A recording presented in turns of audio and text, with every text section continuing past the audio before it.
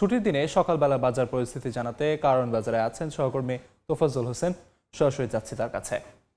কমতে শুরু করেছে, তবে টমেটোর দাম কিছুটা বেড়েছে, কিন্তু অন্যান্য সবজির যে দাম ছিল রমজানের শুরুতে সেই দাম কিছুটা কমেছে, কিন্তু এই কমাটা এখনও ক্রেতাদের নাগালের মধ্যে আসেনি বলে দাবি করছেন ক্রেতাদের কেউ কেউ। অন্যদিকে আমরা দেখেছি যে রাজধানীর কারওয়ান বাজারে মুরগির দাম অনেকটাই বেড়েছে, 20 থেকে 60 টাকা পর্যন্ত বাড়তে দেখেছি, কিন্তু সবজির দাম যখন হাতের নাগালের বাইরে ছিল ক্রেতাদের, সেখান থেকে কমতে শুরু করাতে কিছুটা স্বস্তি নামলেও এটিকে আরও কমা উচিত বলে মনে করে ক্রেতারা।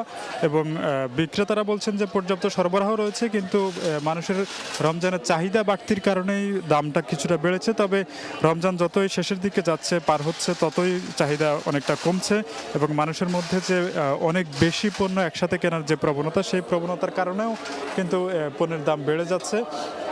সেই প্রবণতা কমতে শুরু করার কারণে এখন দামও কিছুটা কমতে শুরু করেছে এবং সরবরাহ ঠিক থাকাতে আগামী দিনগুলোতে সবজির দাম আরও অনেক বেশি কমবে, যেটি একদম পুরোপুরি ক্রেতাদের নাগালের মধ্যে আসবে বলেই মনে করছেন বিক্রেতারা এবং ক্রেতারা। তবে ক্রেতাদের মধ্যে একটা অসন্তোষ আছে, যে তারা বলছেন যে বাজার তদারকি যদি ঠিকভাবে হতো, সরবরাহ ঠিক থাকার পরও চাহিদা যতই বাড়ুক, কিন্তু দাম বাড়ার কথা ছিল না, কিন্তু তদারকির ঘাটতির কারণেই দামটা বেড়েছে রমজানের শুরু থেকেই।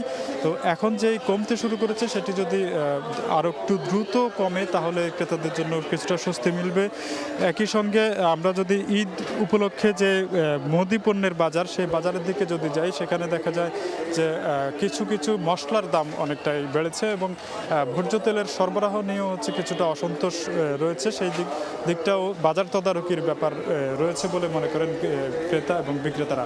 এই ছিল রাজধানীর কারওয়ান বাজার থেকে আমার কাছে সর্বশেষ। রাজধানীর কারওয়ান বাজার থেকে বাজার পরিস্থিতির সবশেষ খবরাখবর জানাচ্ছিলেন সহকর্মী তোফাজ্জল হোসেন।